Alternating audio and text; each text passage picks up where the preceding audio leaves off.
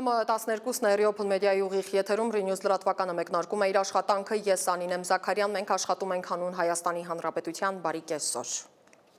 Փաստաբան Միհրան Պողոսյանը վաղ առավոտյան հայտնել է, որ 3 տասնյակ դիմակավորված անձինք ներխուժել են Շիրակի թեմի առաջնորդարան։ Հիշեցնեմ, նախորդին հայտնի էր դարձել, որ թեմի առաջնորդ Միքայել arczepiskopos Աջապահյանի նկատմամբ քրեական վարույթ է նախաձեռնվել։ Առաջադրած հոդվածը վերաբերում է իշխանությունը զավթելուն, տարածքային ամբողջականությունը խախտելուն, ինքնիշխանությունից հրաժարվելուն կամ սահմանադրական կարգը բռնի տապալելուն ուղղված հրապարակային կոչերին։ Գյումրիից հեռարձակվող կադրերից դատելով առաջնորդարանի դուռը ներսում քննչական գործողություններ են կատարվում, դրսից ոստիկաններ են հսկում, նաև գյումրեցիներ են հավաքվել։ Ոստիկաններն ասել են, որ առաջնորդարանի մուտքը փակ է նաև աշխատակիցների համար, քանի որ ներսում իրականացվում են քննչական գործողություններ։ Լուրն առ այն, որ Միքայել Սրբազանը երկրից բացակայում է, հերքվել է։ Մեր տեղեկություններով Շիրակի թեմի առաջնորդն այս պահին Մայր Աթոռ Սուրբ Էջմիածնում է, մասնակցում է քահանայից ժողովին։ Միքայել Սրբազանի պաշտպան Թամարա Յայլոյանը մամուլին հայտնել է, որ ազգային անվտանգության ծառայողները խուզարկություն են իրականացնում Շիրակի թեմում առանց Սրբազանի եւ նրա փաստաբանի ներկայության։ Մայր Աթոռ Սուրբ Էջմիածնում Աջապահյան arczepiskopos-ի պաշտպանության համար փաստաբանական թիմ ձևավորող Արա Զոհրաբյանը հայտարարություն է տարածել, դիտենք։ Եթե տանելու են մեզ բոլորից ծոտ տանեն։ Որտեղ Միքայել Սրբազան մի գնացեք, թող գան զորով փորձեն տան։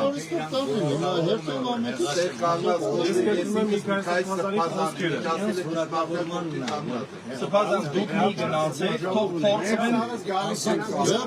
բոլորս գնում։ Սաղսեր կոչը անում ենք ինձ հիմա։ Բոլորս գնում։ Գնանք ժողով անենք, մեր ժողով անենք, հարցեր ունենք քննարկելու։ Այս պահին ուղիղ կապ ենք հաստատում Մայր Աթոռի մոտ աշխատող իմ գործընկեր Մերի Դանիելյանի հետ։ Մերի, ողջույն, լսում եք ինձ։ Ողջույն Անի, այո, ես լսում եմ։ Շատ լավ, Մերի, ինչ նորություններ կան, ինչ կպատմեք մեզ այս պահին, ինչ է կատարվում այդտեղ։ Մենք այս պահին Վեհարանի բակում ենք շենքի դիմաց, որտեղ նաև ԱԱԾ աշխատակիցներն էին եւ ոստիկանական ուժերը։ Քահանայի ժողով պետք է տեղի ունենար ներսում, բայց ընթացքում իրավիճակը լարվեց, ԱԱԾ աշխատակիցները մտան Վեհարանի բակ, ընթացքում իրավիճակն ավելի լարվեց, բախումներ եւս տեղի ունեցան, հոգեվորականները փակել էին Վեհարանի մուտքը, որպեսզի թույլ չտան ԱԱԾ աշխատակիցների կողմից բերման ենթարկել Միքայել arczepiskopos Աջապահյանին, սակայն քիչ անց arczepiskoposն ինքը դուրս եկավ եւ որ եթե եկել են իմ հետևից, ուրեմն գնամ եւ տեսնեմ թե ինչ են ուզում, հետո վեհափառ հայրը եւս խոսեց, հիմա առաջարկում եմ դիտենք նրանց տեսանյութերը։ Ուրեմն ինչ որ կատարվում է բացարձակ ապօրինություն է, բայց ես երբեք որևիցե տեղ չեմ թաքնվել եւ հիմա էլ չեմ պատրաստվում թաքնվելու։ Չեմ ուզում իմ եղբայրների թիկունքում թաքնված լինելու տպավորություն ստեղծել, ոչ էլ որևիցե մեկի հետևում չեմ թաքնվում։ Եկել են իմ հետևից, ես կգնամ։ Եվ առավել եւս կբարձրաձայնեմ, որ տեղի ունեցողը ապօրինություն է։ Ես սպառնալիք չեմ այս երկրի համար, սպառնալիքը կառավարությունում է նստած։ Հիմնական սպառնալիքը կառավարությունում է նստած։ Ես այս երկրի համար սպառնալիք չեմ եղել, չեմ լինի։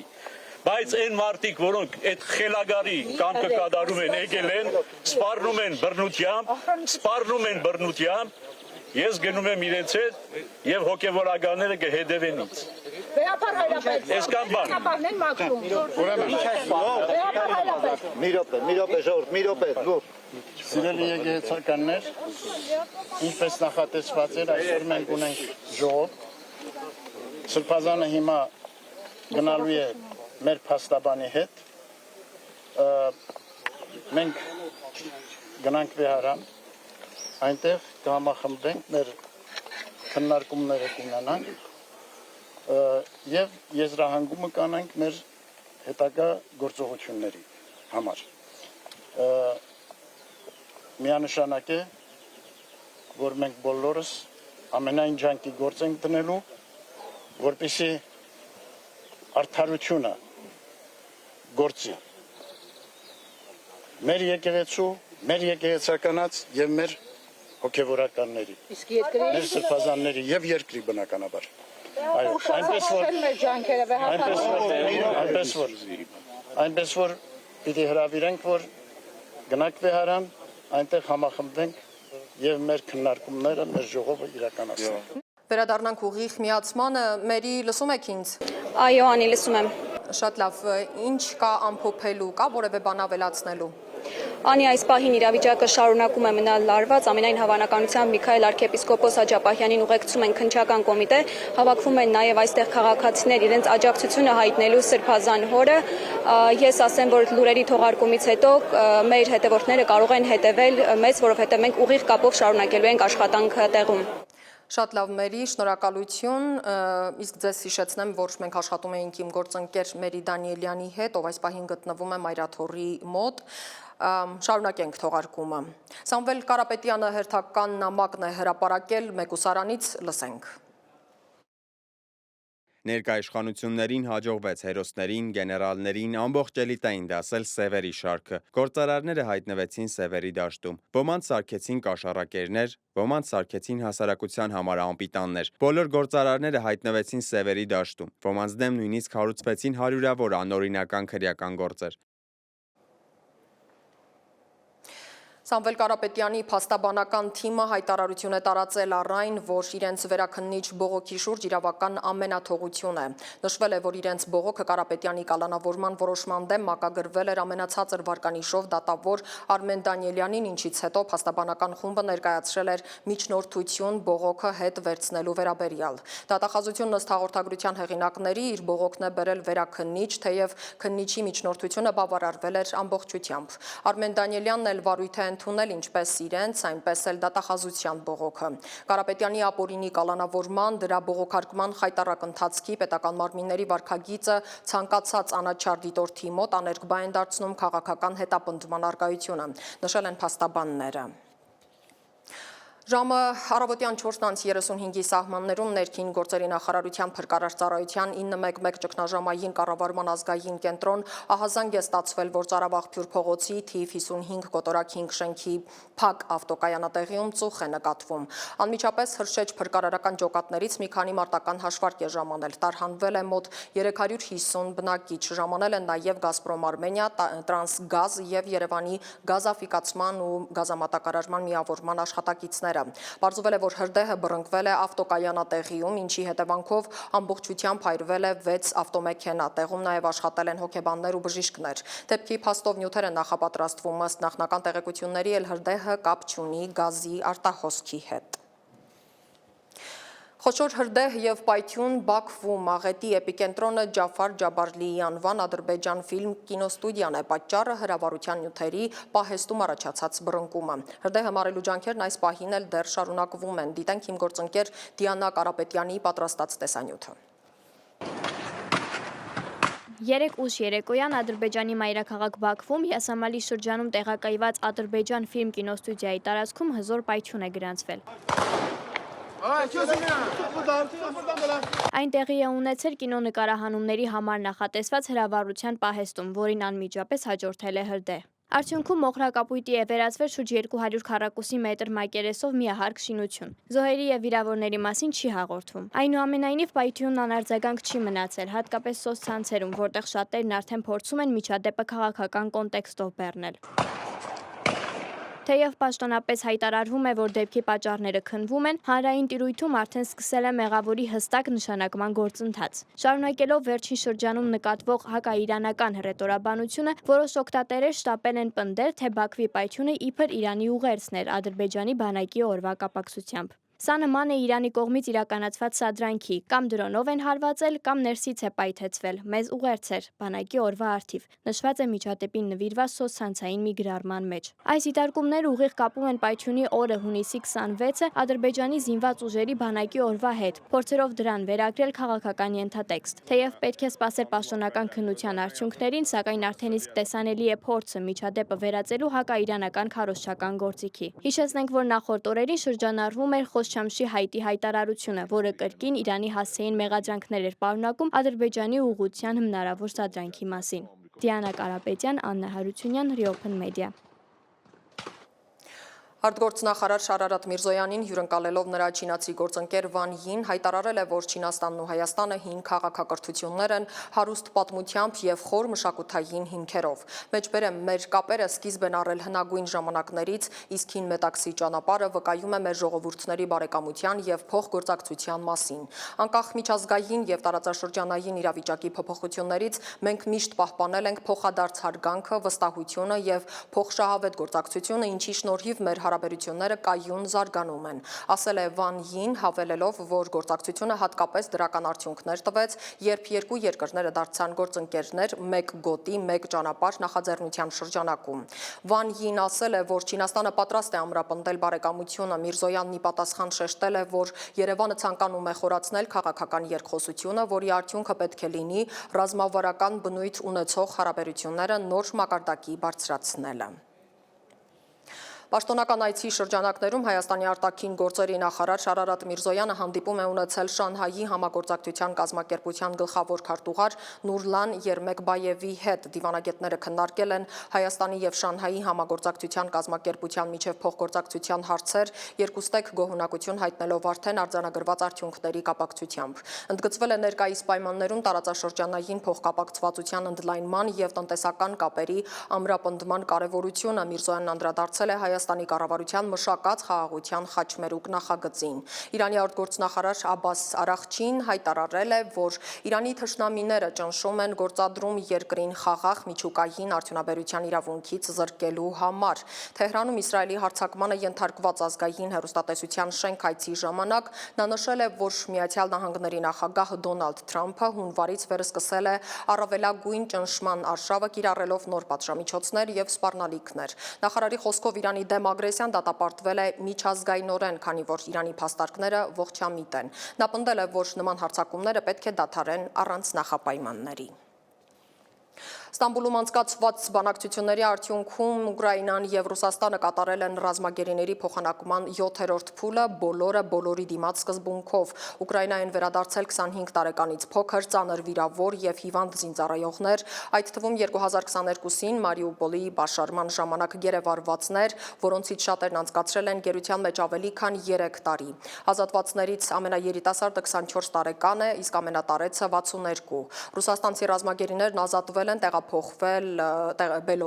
Բելարուս, ապա Մոսկվայի մերձակայք։ Կողմերը նաև պայմանավորվել են փոխանցել 6000 զոհվածի մարմին յուրաքանչյուր կողմից։ Հայաստանի կառավարությունն ազգային ժողովի նախագահին առաջարկել է հուլիսի 1-ին ժամը 11-ին գումարել արտահերթ նստաշրջան։ Վարչապետ Փաշինյանը գործադիրի նիստում ասել էր, որ այդ նիստում քննարկվելու է ՀԵՑ-ի կառավարման արդյունավետության եւ դրա պետականացման հարցը։ Փաշինյանն անդրադարձել է էլեկտրաէներգիայի մատակարարման որակին, հոսանքի հաճախակի անջատումներին։ Մեջբերեմ, սա կարող է լինել երկու պատճառով՝ սաբոտաժ կամ համակարգի տեխնիկական խնդիր։ Երկու դեպքում էլ նրանք բոլոր գծերն անցել են եւ այնինչ ասել եմ, առաջիկայում պետք է դրա իրագործման փուլին։ Պետությունը պետք է շատ արագ վերցնի ՀԵՑ-ի կառավարումը եւ հետագա գործընթացը պետականացման եւ ընկերության կառավարման արդյունավետության ուղղությամբ պետք է արագ իրականացնենք։ Մեջբերման ավարտը։ Կառավարությունը հավանություն է տվել Հայաստանի եւ Վերակառուցման ու Զարգացման միջազգային բանկի միջև Նաիրիթ գործարանի բնապահպանական վերականգնման եւ ռեգեներացիայի ծրագրի նախապատրաստման համար դրամաշնորհի նամակ համաձայնագրի ստորագրման առաջարկությանը։ Տարածքային կառավարման եւ ենթակառուցվածքների նախարարությունը քննարկումներ է իրականացրել բանկի հետ, մասնավորապես գործարանում արկա սարքավորումների եւ քիմիական թափոնների վնասազերծման աշխատանքների իրականացման ուղղությամբ։ Համաձայնագրով նախատեսվում է գործարանի տարածքի շրջակա միջավայրի բարելավման նպատակով առաջարկվող ներդրումային գործառնությանն ուղղված դրամաշնորհի տրամադրում $1.5 միլիոն ծավալով։ Դիտենք կադրերը։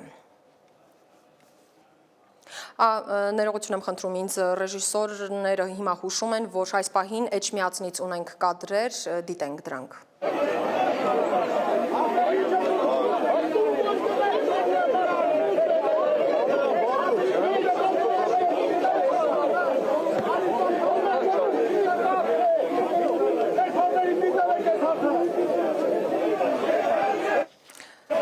Սրանք կադրեր են Էջմիածնից, ինչպես գիտեք, այսօր առավոտյան արդեն հայտնել էինք, որ 3 տասնյակ դիմակավորված անձինք էին ներխուժել Շիրակի թեմի առաջնորդարան։ Հիշեցնեմ, որ նախորդին հայտնի էր դարձել, որ թեմի առաջնորդ Միքայել arczepiskopos Աջապահյանի նկատմամբ քրեական վարույթ էր նախաձեռնվել, առաջադրված հոդվածը վերաբերում է իշխանությունը զավթելուն, տարածքային ամբողջականությունը խախտելուն, ինքնիշխանությունից հրաժարվելուն կամ սահմանադրական կարգը բռնի տապալելուն ուղղված հրապարակային կոչերին։ Գյումրիից հեռարձակվող կադրերի Էջմիածնից հեռարձակվող կադրերից դատելով առաջնորդարանի դուռը փակ է, ներսում քննչական գործողություններ են կատարվում, դրսից ոստիկաններ են հսկում, սրանք առավոտվա տեղեկատվությունն է։ Վերադառնանք այս պահին տաղավար, շարունակենք թողարկումը, ուղիղ կապին կարող եք հետևել իդեպ այս թողարկումից անմիջապես հետո, այնտեղ ինչպես արդեն նշել եմ, աշխատում են իմ գործընկերները, մասնավորապես Մերի Դանիելյանը։ Մենք շարունակենք թողարկումը, եթե նկատել եք մեր երկրում բոլորն անկաշկանդ խոսում են, ինչ ուզում են, ինչպես ուզում են։ Անհասկանալի է, որտեղ է ավարտվում խոսքի ազատությունը եւ սկսվում վիրավորանքը, հանցակազմ պարունակող կոչը, անմեղության կանխավարկածի խախտումը, զրպարտությունը եւ այլն։ Այնպիսի տպավորություն է, որ ոչ ոք իր ասացի համար այլևս պատասխան չի տալիս։ Այստեղից էլ այն աղմուկը, որում ապրում ենք։ Զուսպ լինելը կարծես դարձել է մարգինալ լինելու նշան, ողջամտությունը անխոհեմություն։ Ի վերջո խոսքի ազատությունն ինչպես տարբերել խոսքի սանձարձակությունից, փորձել է պարզել իմ գործընկեր Մոնիկա Հայրոյանը, դիտենք։ Որտեղ է ավարտվում ազատ խոսքի իրավունքն ու սկսում քրեական օրենսգիրքը։ Արդյոք կարելի է ամեն մի վիրավորանք կամ մեղադրանք փաթեթավորել որպես քաղաքական հայտարարություն։ Քաղտեխնոլոգն ասում է, մեր օրերում քաղաքական գործիչները խոսում են հաճախ առանց պատասխանատվության բաժինը գիտակցելու, երբեմն առանց փաստերի։ Իսկ հանրությունը սկսում է հավատալ ոչ թե ճշմարտությանը, այլ ամենաչնչին, բայց բարձր ասված խոսքին։ Խոսքը ինքը բավականին կարևոր նշանակություն ունի քաղաքականության մեջ,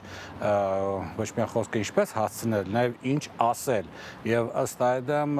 դու պետք է հասկանաս, երբ որ դու խոսում ես ինչ-որ մի կոնտեքստ, նյութական, ասենք հասցնում ես քո ասածը, հասցնում ես քո լսարանին, նպատակը որն է, այսինքն դրդում ես դրանց ինչ գործողություն անել, որն է քո լսարանը։ Արման Բադալյանի կարծիքով խոսքի պատասխանատվության հարցում կարևոր նշանակություն ունի երկիրը ժողովրդավարական է, թե ոչ։ Դեմոկրատական համակարգերում խոսքի ազատություն ուղեկցվում է վերահսկողությամբ եւ պատասխանատվությամբ։ Հիմնականում գալիս է մի քանի պարամետրեր, ժողովրդավարականից թե չէ, եթե դուք լսում եք երկրի ղեկավարի կողմից բացարձակ անպատասխանատու վիրավորանք կայացնող արտահայտություններ կամ իր շրջապատի կողմից եւ ոչ մի արձագանք պետական կառույցներ, ասենք դատական համակարգից, ուրեմն իմացեք, դա չափանիշ է, տվյալ երկիրը ժողովրդավարական չէ։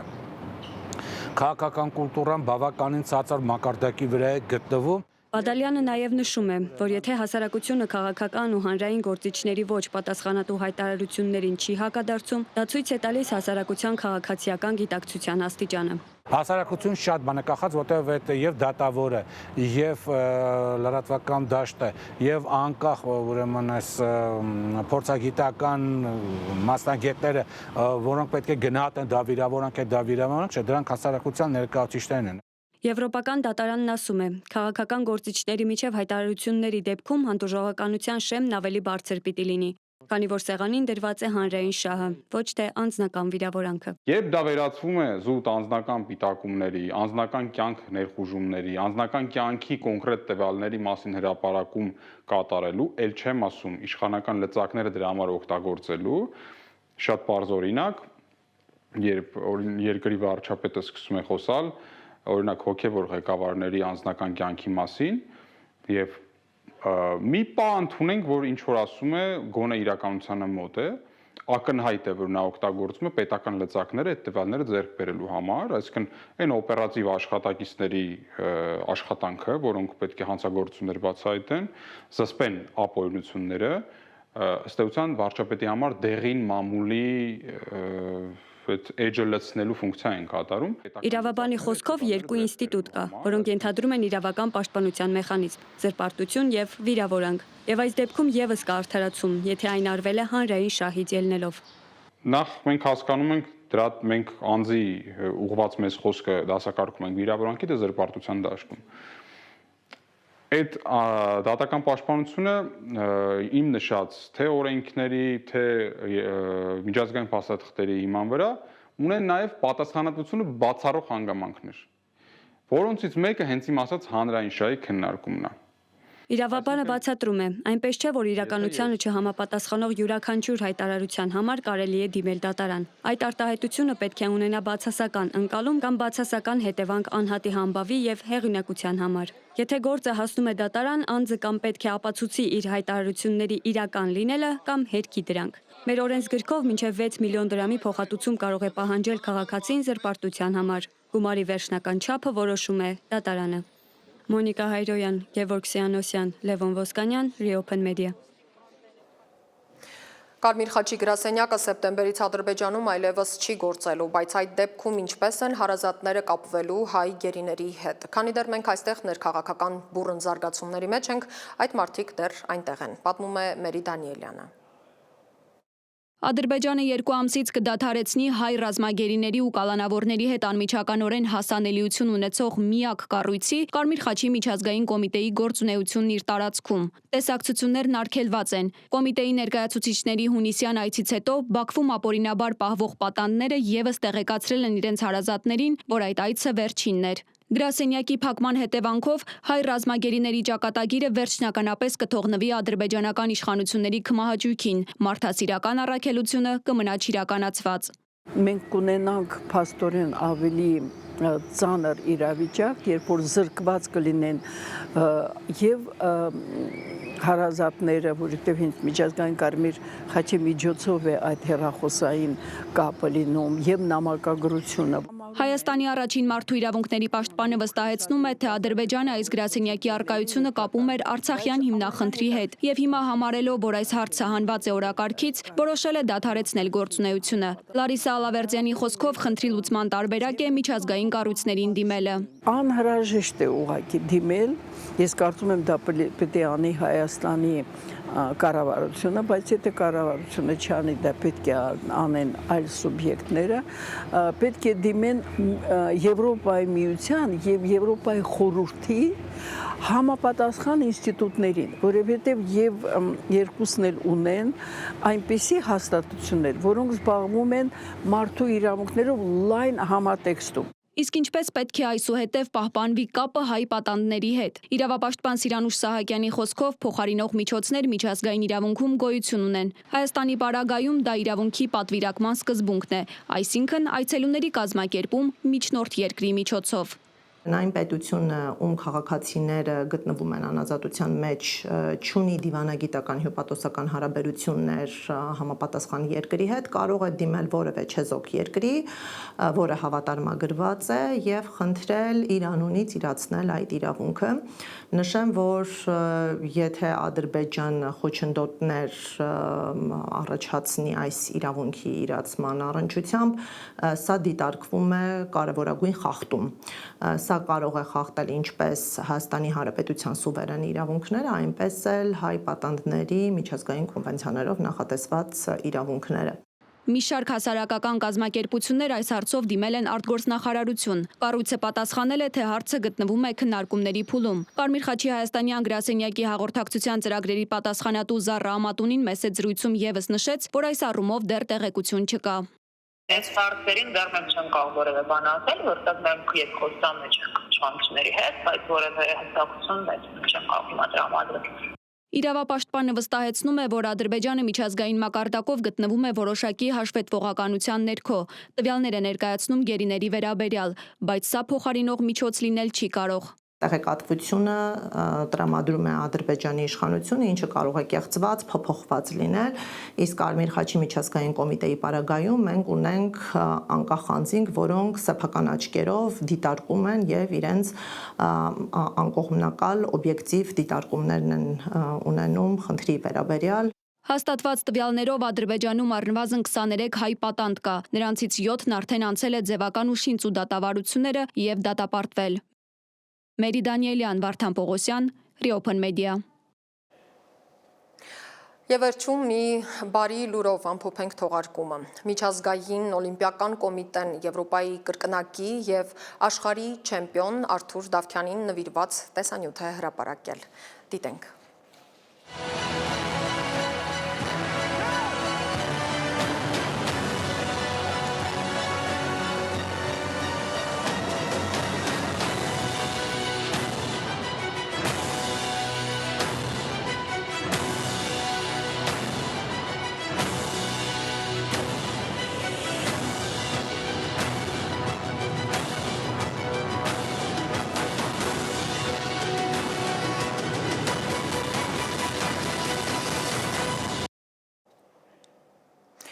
Թողարկման վերջում ձեզ հիշեցնեմ, որ ուղիղ կապով Էջմիածնում այս պահին կատարվողին կարող եք հետևել հենց մեր ալիքում, մեր գործընկերներն առավոտից աշխատում են այնտեղ, մասնավորապես իմ գործընկեր Մերի Դանիելյանը, հաջորդ թողարկմանը հուսանք կրկին ուղիղ կապ կհաստատենք եւ նոր տեղեկատվություն կունենանք եւ առհասարակ հետևեք մեր թողարկումներին, մեզ կարող եք գտնել սոցիալական բոլոր հարթակներում։ Ես Անին եմ Զաքարյան, իսկ մենք աշխատում ենք հանուն Հայաստանի Հանրապետության, կհանդիպենք ժամը 15:00-ին առայժմ։